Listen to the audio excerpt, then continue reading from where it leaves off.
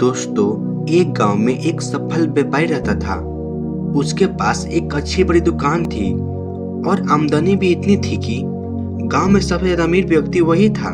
हर आदमी उससे अच्छे से बात भी करता और वह लोगों की मदद भी किया करता था।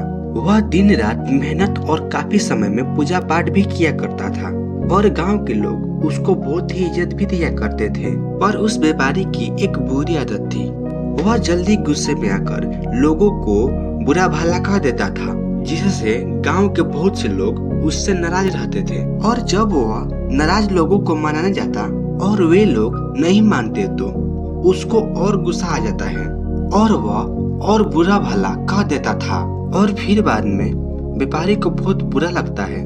एक बार गांव में एक बहुत बड़े ज्ञानी संत आए। कुछ ही दिनों में दूर दूर तक उनके ज्ञान के चर्चे होने लगे। जब यह बात व्यापारी तक पहुंची तो वह दौड़कर संत से मिलने चला आया।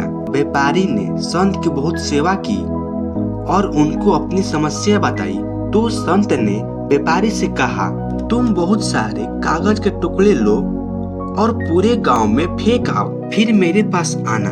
व्यापारी बिना सोचे समझे दिन भर कागज के छोटे छोटे टुकड़े पूरे गांव में फेंक देता है और फिर संत के पास पहुंचा। संत उस व्यापारी से कहते हैं कि तुम्हारी समस्या का समाधान मिल गया है, बस तुमको एक काम करना है। तुम जाकर उस सभी छोटे छोटे कागज के टुकड़े को इकट्ठा करके यहाँ ले आओ।